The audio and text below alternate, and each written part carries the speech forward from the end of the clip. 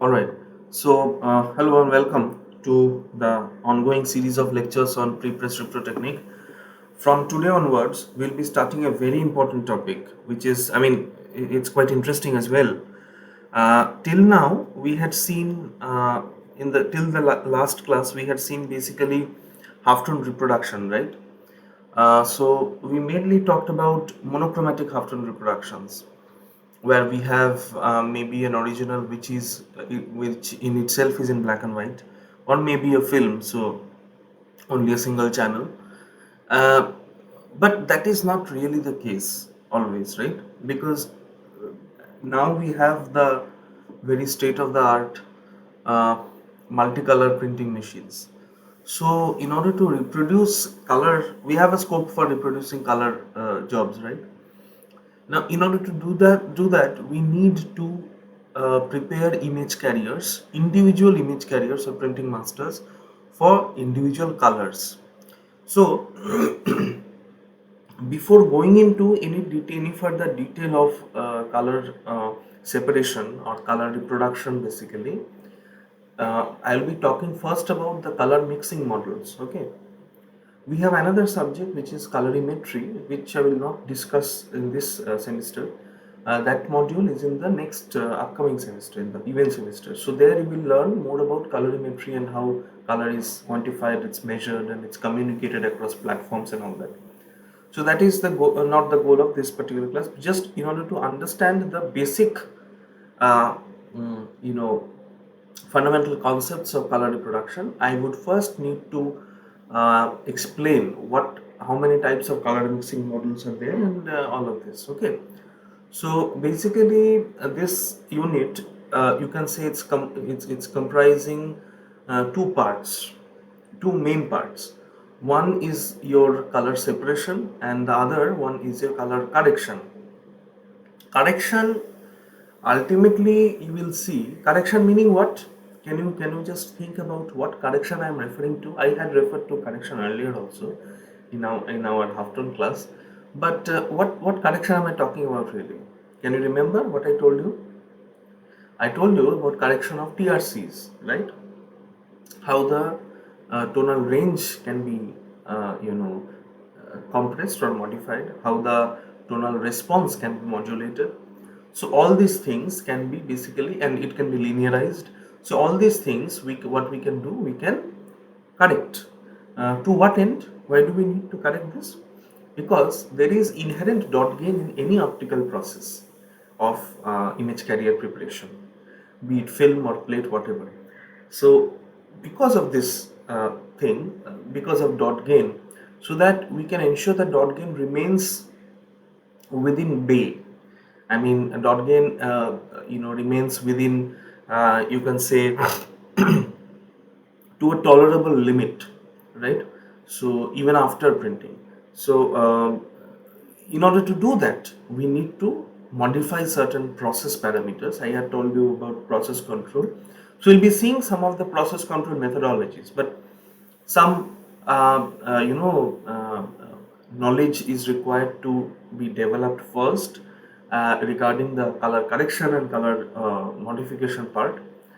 Then we can actually move on to, don't look at it as color correction. Ultimately you will see what happens, we will be talking about channel wise information. When I mean channel, I mean each channel is consisting or describing one particular color. So for example, when I am saying there are four channels in printing, so that means there are basically four colors using which we can print. That is, one is cyan, magenta, yellow, and black. Out of these four, three are basically known as the subtractive primaries. So I'll be explaining all that in detail. But whenever we will be talking about color correction, you will see we will be talking about channel wise information, not the whole thing, at a time. So there also, you don't need to worry really that what it actually means when we will talk about color correction or color reproduction. So only difference is that we need to separate the color first. That is why I told you that this chapter basically has two components. One is the color separation and the other is the color correction. Using both these techniques, we will ultimately be able to reproduce color in print. So having said this, I hope that this would be I mean, this is one of the most interesting, areas where, which I think is perhaps very much important. But hopefully, as you can see that some of that interest I can rub off on you also, and you might also find this, interesting enough. So, without any further ado, let us now basically proceed. Now, uh, basically, first we need to understand what color is really. What is color? Color is basically nothing but a sensation. Okay. Sensation of what? Sensation of light. So we all know that the uh, light is basically, or the visible light is one very small part of the electromagnetic spectrum, right? The electromagnetic spectrum. So we know that the electromagnetic spectrum ranges from a few meters to a few, uh, nanometers or something. So in the electromagnetic spectrum, only we are concerned in this class, we are only concerned about only a very fine range or very small range of light. Now, what is this light? What is the range of this light? The range of this light is roughly, this is approximation, 400 nanometer to 700 nanometer, right?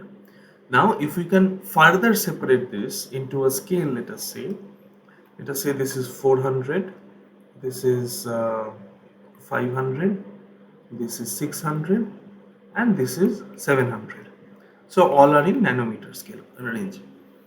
Now, out of the entire electromagnetic spectrum, that is huge, only 400 nanometer to 700 nanometer range of light is visible to the human eye.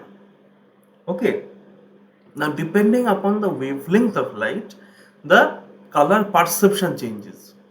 Now, why it changes? Because there are various sensors which are present in the human eye, which is responsible for processing light of varying wavelength and inferring the particular color.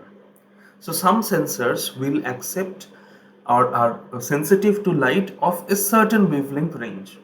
So if that sensor receives light of that range of wavelength, then it will infer that okay, this may be this color of light that the eye is receiving, and the brain will process as such and will be able to understand, okay, this area contains blue light, this contains red light, this contains green light, all of that, right?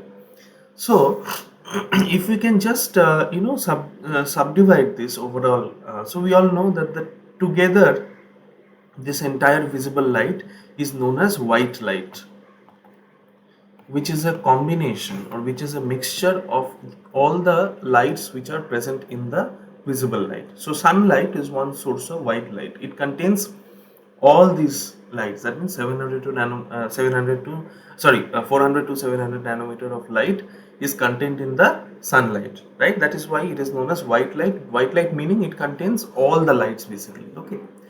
Now 400 to 500 nanometer wavelength range is generally blue, some shade of blue.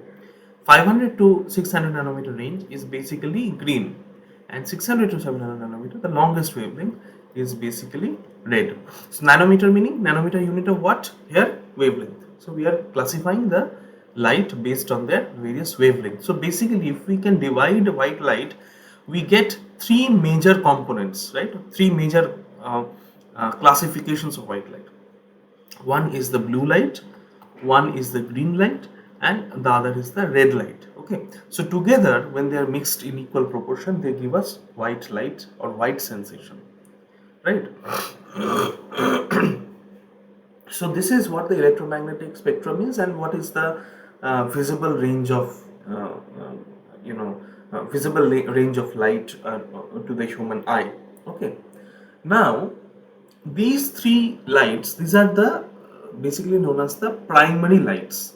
These three lights, blue, green, and red lights, are basically known as the primary colors or primary lights. Okay, why primary? Because these are the fundamental colors using which you can reproduce any other color. These are the fundamental lights, let me put it in this way, which when mixed with each other, they can reproduce any other color. So you can do this experiment. You take a torch which is having one that tungsten filament lamp in between. I mean incandescent, not a fluorescent light, incandescent light, and you apply some cello. Throw it on a white wall. You will see that it may be whitish or maybe yellowish in nature. Um, but when you apply some cellophane paper, maybe you apply a red cellophane paper on top of it. The light that will pass, I mean, ultimately fall on the, and you project it onto a wall or a screen. What color of light will you see? Red color light.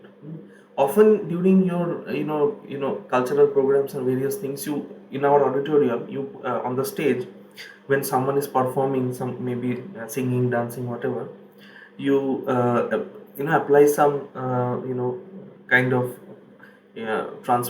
colored transparent material and wrap it around the light, which is then projected onto the stage.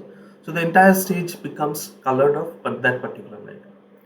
Similarly, if you can separate, so you take, now this is a single source of light, right? So this torch is only emitting red light now.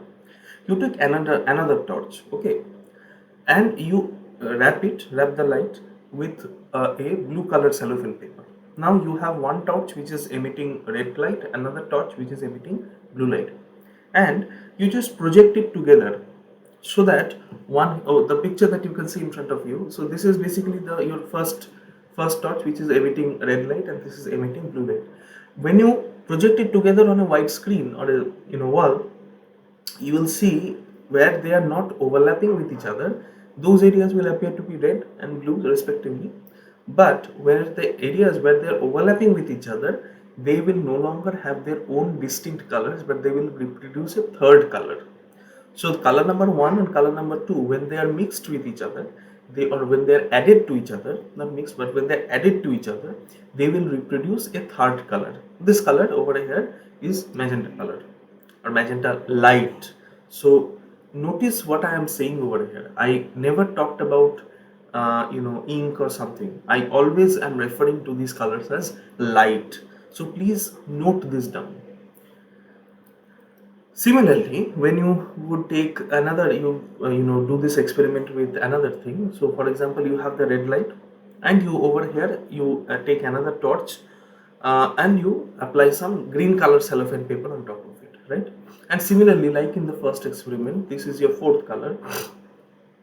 Then what you do, you basically project it on the screen, this red light and green light, and you in some area they will overlap. The areas where they overlap, they will create a new color basically, which is yellow color. Similarly for blue and green, which produces cyan color, cyan light. So what can we see basically over here? We can see, now consider this, in this area basically where they're overlapping, there is 100% of green and 100% of yellow, right? Now in this situation, the resultant is 100% of yellow light. But just think about it.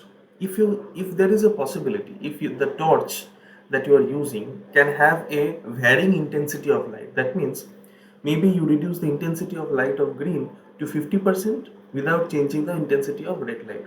Do you think that it will be yellow color only? It will be yellowish color. But do you think that you will get this pure 100% yellow? No, you will get some other form. So ultimately, what are we seeing? We are seeing that these three primary colors, which are the primary colors? The red, blue and green primary colors, which are the primary components of the white light of the visible spectrum. These lights, they are the primary lights that we have established, or primary colors that we have established. Now when these particular colors are added to each other or mixed with each other in certain proportions, they create some other color. Okay, that is why these lights have to be added with each other to create a secondary color. That is why these colors, that is red, blue and green, are basically known as additive primary colors or additive primaries in short. Okay. Why primary? Primary we have established because they are the sole or principal component of white light. So if we divide white light into three components, we get primarily these three components. That is red component from 600 to 700 nanometer, blue component from 400 to 500 nanometer, and green component from 500 to 600 nanometers wavelength. So these particular colors are basically known as the primary colors. But what type of primary colors? They are known as additive primary. Why additive primary? Because when you add one additive primary to the other, this addition or this mixing leads to the creation of the secondary color. So if the primary three components of white light is red, blue and green, what do you think will happen when you mix 100% of blue, 100% of red, 100% of green light? What will be the resultant color of the light? It will be white. It will be white light. You have just separated the three components from white light, and when you recombine them, white light will be formed, right? That is why since sunlight has all these components basically, that is why it is known as white light. So let us so this is, I think, you have seen this picture from your school level. How do we perceive the color of any object? We perceive when some incident light falls on top of it. So this is a red apple, right? What is the color of this apple? Red. We how did I know that this is red color? Because when any source of light is throwing or making some light incident on its surface, this material has the property to absorb light of all other wavelength except that of its own color. So its own color is what? Some wavelength of red, right?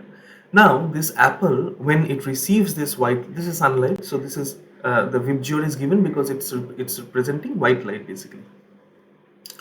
So this what we can say, this red apple is, its property is what, or any object for that matter has this property that it will absorb light of its own color, all other light, it will absorb light, all other light except that of its own color. So that is why when we are throwing off some light on this red apple, it is absorbing all other colors. All other colors are eliminated or getting absorbed except for this red, right? When red light is incident on this, then when white light is incident on it, on this apple, then the apple is absorbing all other colors except for this red. And when this red light, which is getting reflected off of its surface, reaches our eyes, our brain, as I already told, that our visual cortex has got various components or various sensors. So when this particular wavelength of light hits those sensors, then some of the sensors get activated. As soon as the only specific type of sensors get activated, our brain is trained to infer that when these sensors are active, then you must see this particular color. Okay, so these are basically known as cone cells. So there are two types of cells in the visual system, human visual system. One is the rod cell, and another is the cone cell. Rod cell is helping us to understand whether there is light or not. It is detecting the presence or absence of light. But cone cells, there are three types of cones: L, M and S. L type of cones are basically, so I will not go into very much detail of this. L, M and S. L meaning large wavelength range detectors, M meaning medium wavelength detectors, and S meaning smaller or shorter wavelength detector, cone cells. Okay, so which is the large wavelength? Which of the component in white light is having the large wavelength? The red light. So when our eyes receive this red wavelength of light, then L cone cells get activated, and when L cone cells are activated, then our brain is trained such that when L's are activated, then there must be some red light. I mean, you cannot say that only L, for a given wavelength of light, only L cones will be activated. Maybe M cones are also activated, but depending upon the activation rate, our brain will infer finally what color of light is. It's not that easy. There are some peak wavelengths, and however the nature of these sensitivity curves are very much like bell shaped, so it does not have a, it's not a very discrete spectrum, it's a continuous spectrum like that. So but ultimately the thing is that these cone cells are responsible for understanding color information of the light that enters our eyes. Okay. Yeah. So we talked about the various additive colors in the earlier section. In this particular section, we will be talking about the other type of color mixing, that is the subtractive mixing. Now, in the, if you remember what I told you to note down, that previously in case of additive color mixing, I was saying those colors as to be, I was referring to those colors as light, right? But in case of subtractive color mixing, I'll be referring to them as inks, or if not inks, then colorants. It is better to use a generic term which is known as colorant. What is the meaning of colorant? Colorant is any chemical which imparts color to any object. We all have experience of using colorants. Can you tell me? Even if we are not chemistry students, but we have all used colorants at some point of our, most of us use colorants at some point of time. Can you tell me? During Holi, we play with colors, we play with that abir, right, that powder. These powders are basically known as colorants.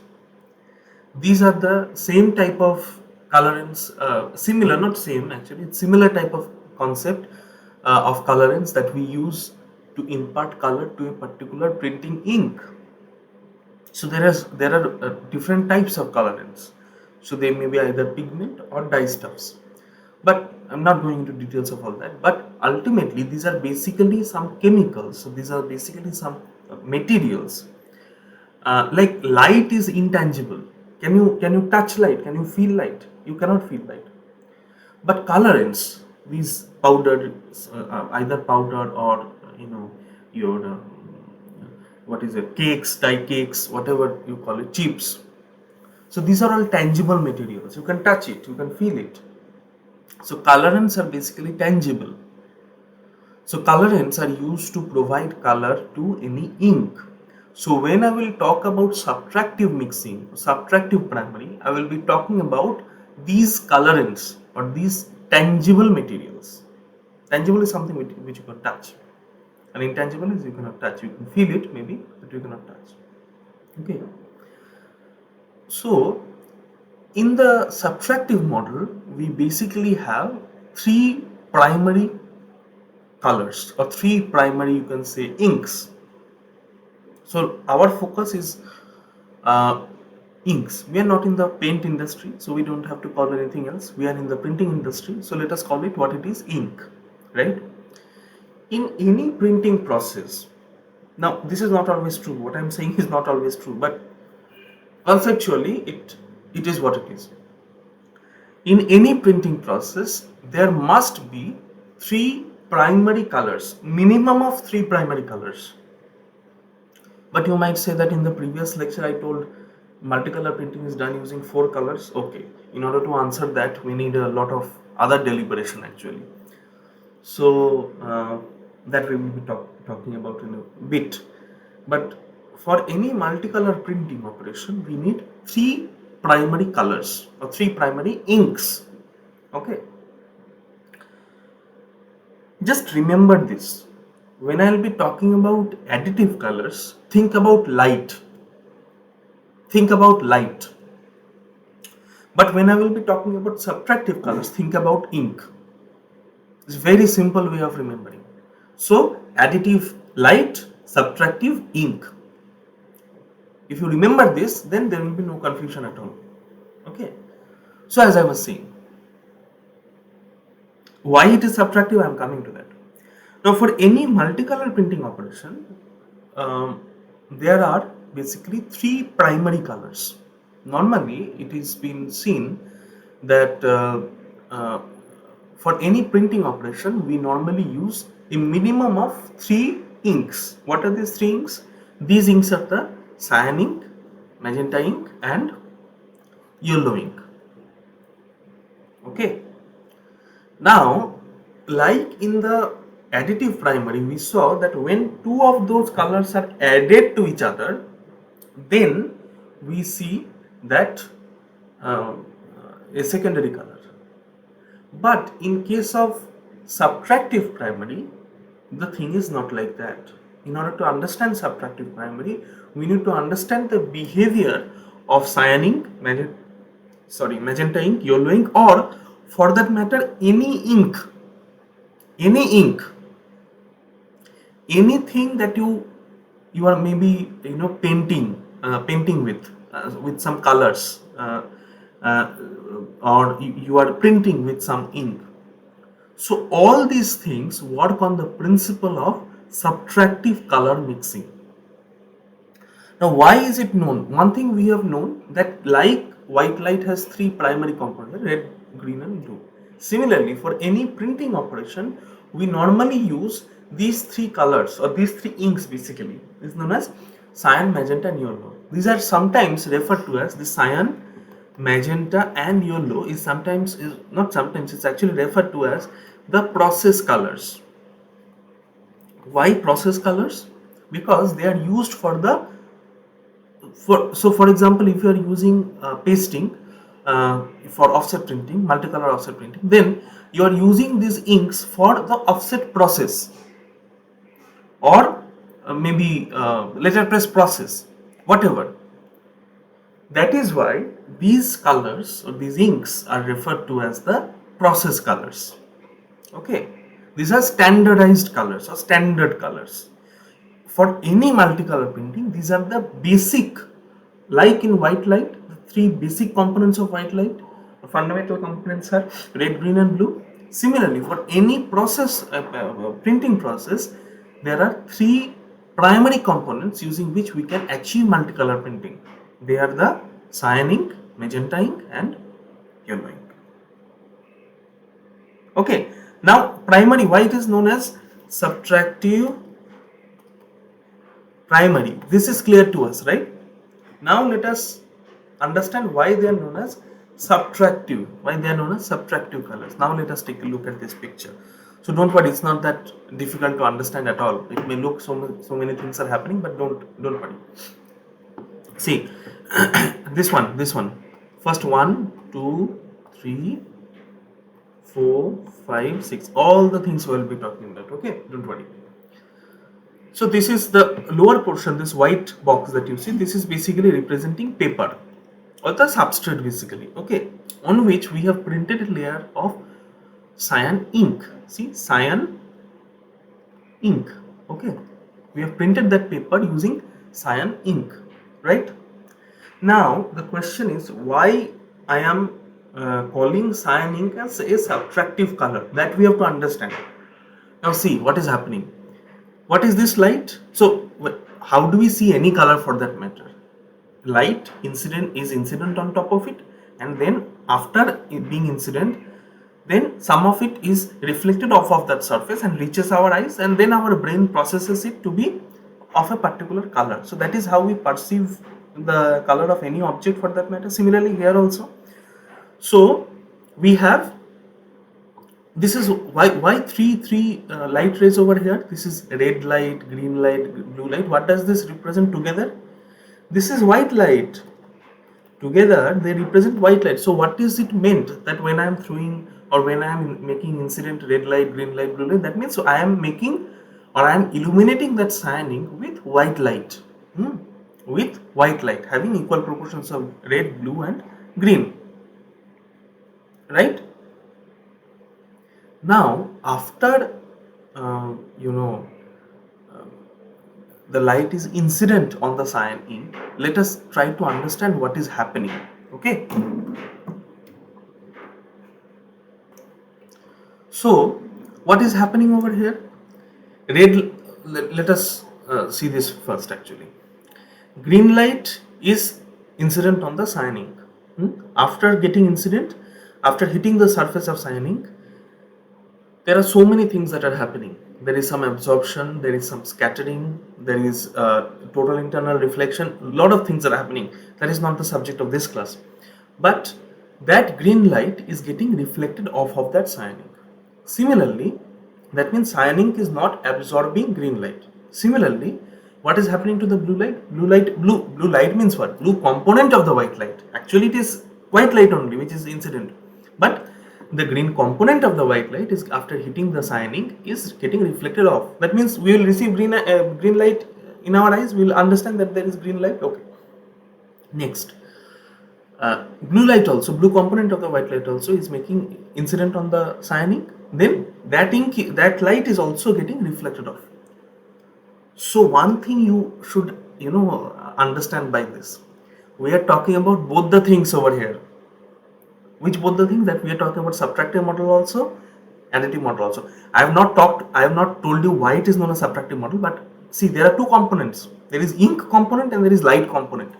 I have printed some paper with cyan ink, so that is a subtractive primary. And I am throwing some white light on top of it, illuminating it with white light.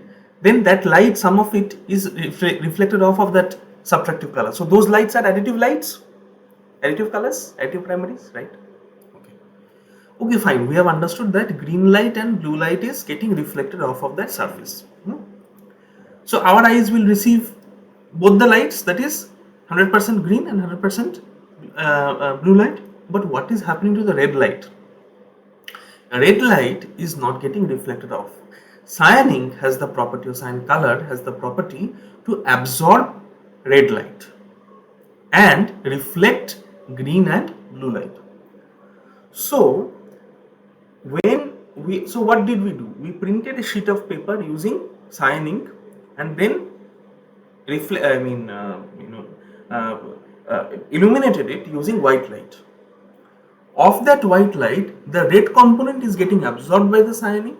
That is the property of the cyan ink, and green light and blue light are getting reflected off of the surface of the cyan light, and it is cyan ink, and it is coming to the human eye. Now, what color will we see if we mix blue and green light? Go back to the additive model. What color will we get if we mix blue and green light? What is this light? Cyan light. Isn't it interesting? When we have removed the red component from the white light, what lights are left? Blue and green. If we add blue and green together, we get this secondary color, which is known as the cyan light.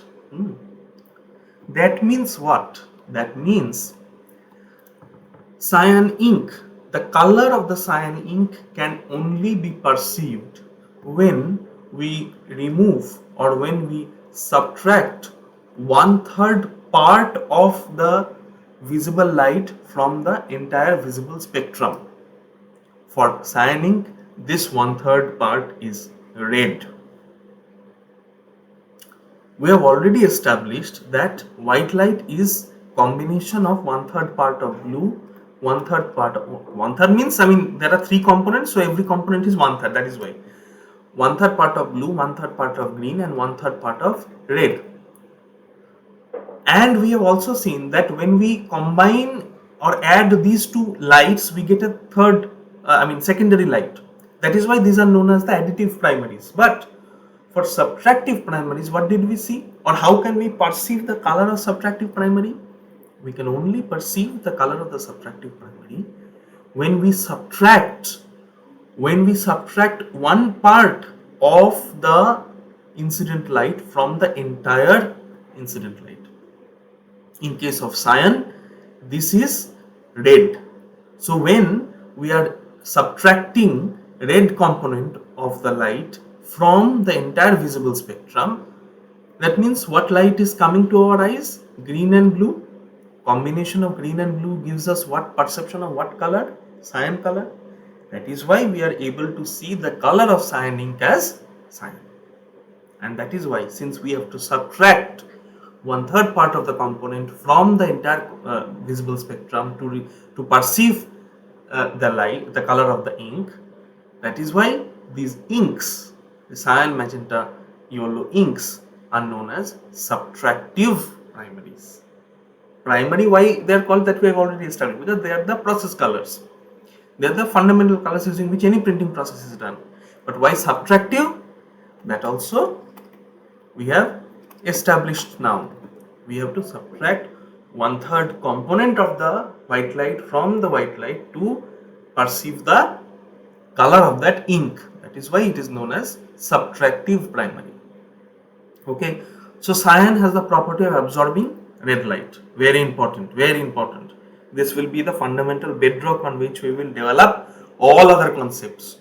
We will be developing so many different and very interesting concepts like Jones diagram, how linearization, conventional linearization is done. Nowadays you see there are digital techniques and it's relatively easy, but in the previous days, when only films and only conventional techniques were applied, these techniques of color correction was very interesting actually. So we'll be seeing all those things. So just be very much alert whatever I'm trying to tell you over here. Just try to understand this and try to internalize these concepts, because when I ask you in maybe in 2-3 lectures after this, if I ask you, okay, which is the principal density of cyan, you don't have to think about it. You'll immediately say, it will come from you like a reflex. Red is the so what filter do we use to measure the density of cyan ink? Red filter. Without thinking, it should come just as a reflex from your mind. Okay, so I have not told you what principal density is, but I will tell you. Okay, but before that, let us talk about the other things also. So next, cyan ink is done. Now we'll see how we are able to perceive the color of the magenta ink. So over here, the color is the magenta. Similarly, so magenta will reflect red light and blue light. Okay, and it will absorb green light. Okay, so if magenta is reflecting red and blue light, what color normally do we see if we mix red light and blue light? We will see magenta color. Okay, so that is why magenta, in order to create magenta, we need to subtract one third portion of green from the entire visible spectrum to receive or perceive the magenta color. Similarly for yellow, the yellow has the property to reflect red and green, and it will absorb 100% of blue. Okay, so whatever I am saying, that 100% of these, 100% of that, this is not really the case. So these are ideal situation, ideal scenario, but in reality it's not that. We'll see that also. So yellow has the property to reflect 100% of red and 100% of green and absorb 100% of blue, and as a result of which our eyes are seeing a combination of red and green. If our eyes see a combination of red and green, what color do we see? Yellow. Okay, so since every color has every subtractive color, I mean subtractive primary, absorbs light of one color and reflects light of two other colors, that is why it is every subtractive primary is associated with a particular light. So cyan, you can say this is a complementary relationship. Why complementary? In order to see cyan, we need to absorb red. In order to see magenta, we need to absorb green. In order to see yellow, we need to absorb blue.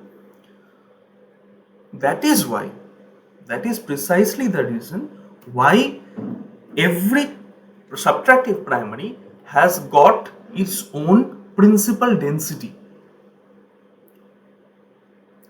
So what is the principal density? I'll talk about this a little bit now. What is the principal density of cyan?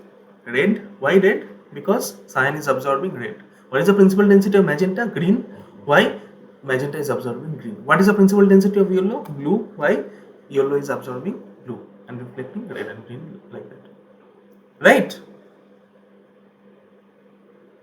Now, why is it called principal density? Complementary relationship they have, I agree, but why principal density? Any idea? Think about it for a minute. I gave you the clue just now. Just now, while talking a little bit earlier, I already gave you the clue or hint that why it is known as principal density. And this is very important to understand because this is the the fundamental concept in color separation. If you can understand this, you can understand color separation without any problem. Principal density comes from the concept of, in order to record the cyan areas in the plate, in the print or whatever, which color do we need to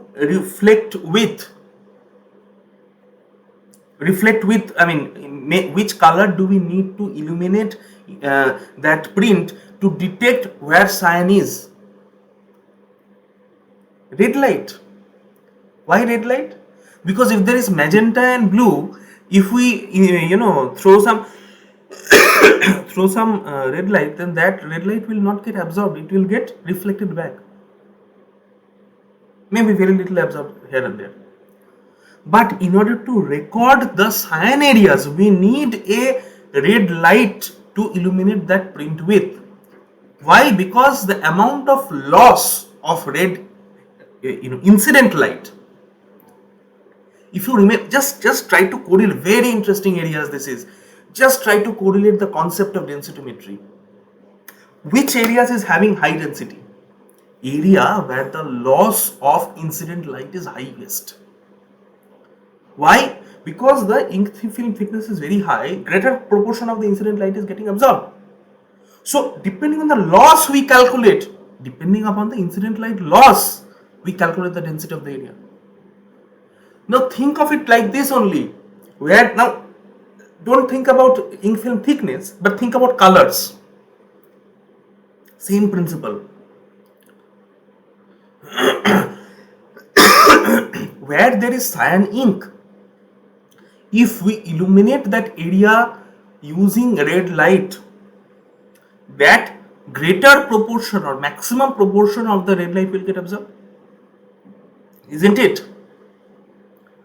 So greater the rate of, or greater the absorption, or greater the loss of the, why loss? Because once it's absorbed, it is not going to come back to the densitometer. Greater the loss of incident red light in the particular print, greater will be the density of cyan ink or quantity of cyan ink in that print. Did you understand or not? In case of magenta ink, what is the principal density of magenta? Green. Why green? In order to detect the presence of magenta in a print, we need to illuminate that print with green light. For all other areas, yellow, cyan, green light will get reflected. So loss of incident green light will be minimum, density will be low. But in case of magenta, incident green light's loss, because why? Where there is magenta, green light will be absorbed. So where there is magenta, the loss of green incident light will be maximum, density will be highest. So we will understand, okay, this much magenta is present depending upon the loss. Similarly for yellow, where there is yellow, we incident that area using blue light, it will get absorbed. So quantity of loss of blue incident light will give us a measure of the density, optical density of the yellow ink. That is why red, green and blue are known as principal densities of cyan ink, magenta ink and yellow ink respectively. I hope this is clear. This is, this is something which I find most interesting. So I might get a little bit enthusiastic sometimes, but I hope that this is clear to you as well. Okay, single color is done. Single subtractive primary color is basically done. So cyan, magenta, yellow is okay, fine. Now let us come. Remember, you still have that question to question in your mind. I hope you have that question in your mind, that in multicolor printing, I told multicolor printing is four color printing: cyan, magenta, yellow, black. So still now I have not talked about black. What about black? Right now we are not concerned about black because we don't know what the properties of these inks are. We are only talking about the mixing models and separation on this principle. When we talk about the properties of the cyan ink, magenta ink and anything, then you will see that, oh my god, so much problem is there. So it's when I am saying that 100% of green and blue light is reflected off of cyan, this is not true, and absolutely not true. So much problem this is creating, and this is one of the many reasons. In the previous class, I talked about what are the challenges that you might face as printing technologists. First challenge is dot gain, which will not allow you to maintain that strong fidelity between the original and the reproduced. This is another challenge. You don't know what the challenge is, but we'll come to that. That we expect some color, we get ultimately different color altogether. The biggest challenge. Okay. So nonetheless, let us take a look at the fourth, fifth, and sixth situation. Okay. Now what we have seen, you see, now we have two colors instead of one subtractive primary. We have two subtractive primary. This is the substrate on which we are printing. First layer of ink is basically yellow. Second layer of ink is basically magenta. Okay. Remember, this thing only works with transparent inks. Not really transparent, but I should say translucent. Actually, in the books and all, you will find transparent only. But transparent means what? Glass is transparent, completely show through. Not completely show through, but these offset inks are all translucent ink. That means one ink is falling on top of the other. So in a area there can be four inks or four dots which may be not superimposed but juxtaposed on each other. So if you are not able, if they are not translucent or transparent, then the ink which is first down, that means maybe first down we have printed with black and on top last down is yellow. Okay, so if the yellow is not transparent enough, then the effect of black may be subdued. So that is why in case of offset printing, we can use this transparent pigments and make transparent inks. But for offset, for gravure, where we are printing on maybe let us say BOPP, which is a transparent substrate itself, then we do not need these transparent inks. We need opaque dyes. Basically, dyes are normally opaque, so we need opaque dyes. Okay. So that is one thing we'll talk about in detail in this class. But there is one assumption that we are saying, that these are two transparent inks basically. So below we have, if this is not transparent, what is going to happen? Yellow has been printed first.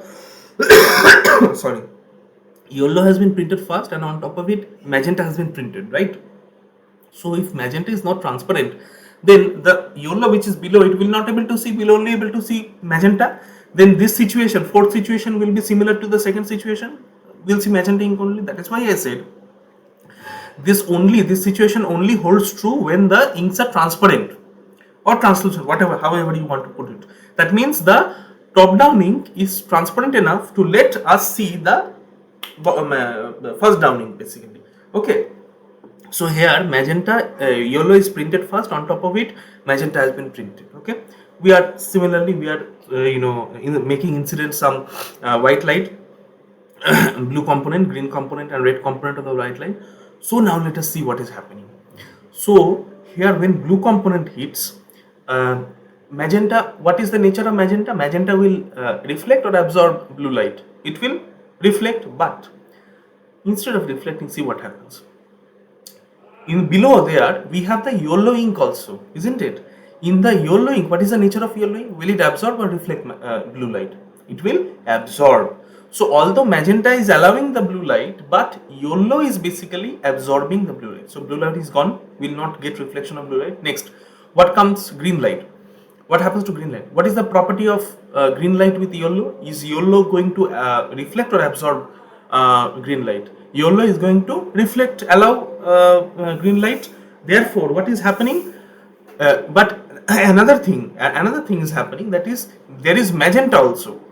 So magenta is, what is the nature of magenta? Magenta is going to absorb green light, right? Why? What is that is the nature of magenta? Magenta is going to absorb green light. So green light is also gone. That means green light is also absorbed, right? Now what is left? Red light is left. What is the nature of interaction between magenta ink and red light? Is magenta ink going to absorb or reflect red light? It is going to reflect red light. What is the nature of interaction between yellow light and red light?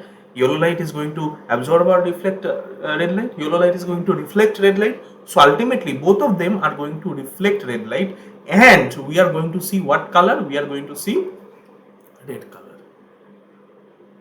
So combination of overlapped inks, that is yellow and magenta, will give us red color. This is not true.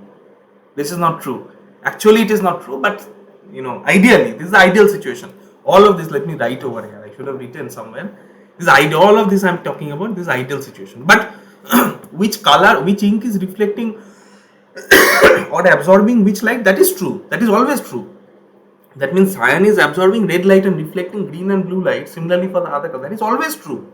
But I am talking about quantity of light that is reflected. That is variable. That will change. That we'll see later.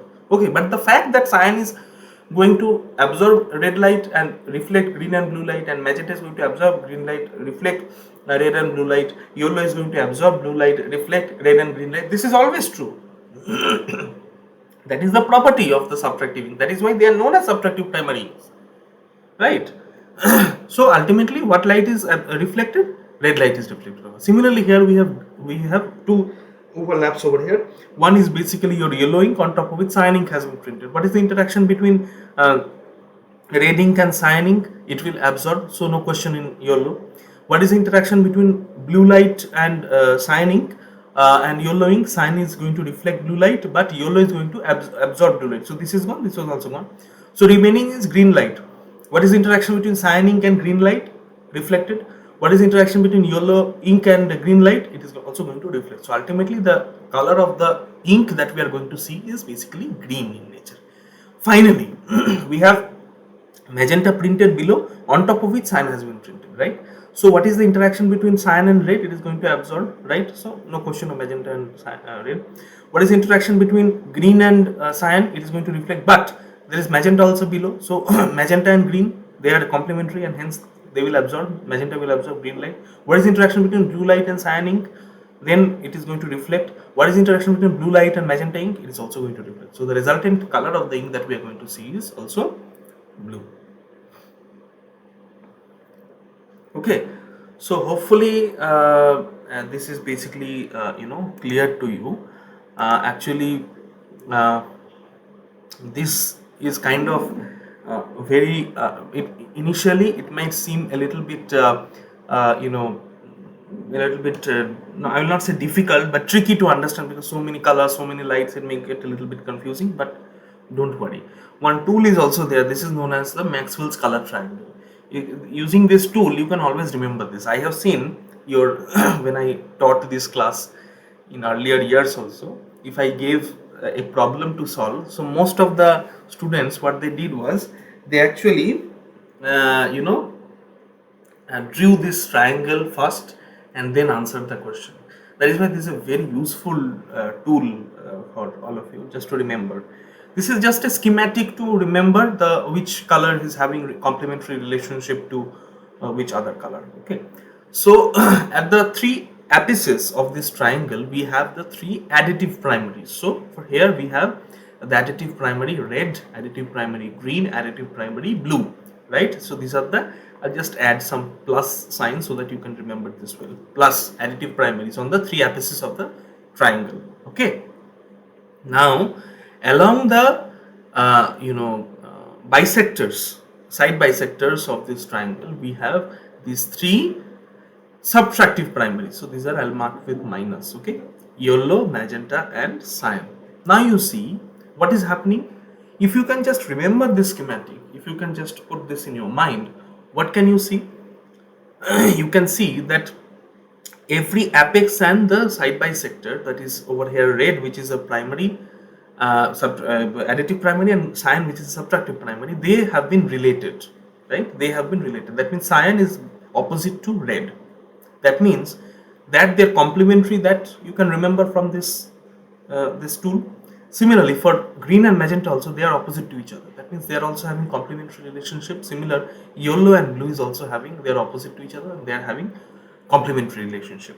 Using this, you can do two things. One, you can find out which light is the principal density of which color, right? So for example, which is the principal density of magenta? Green is the principal density of magenta. Which color is the, which light is the principal density of cyan? Red is the principal density of cyan. Which light is the principal density of yellow? Blue is the principal density of yellow. Complementary relationship. Which is going to absorb which color or which light?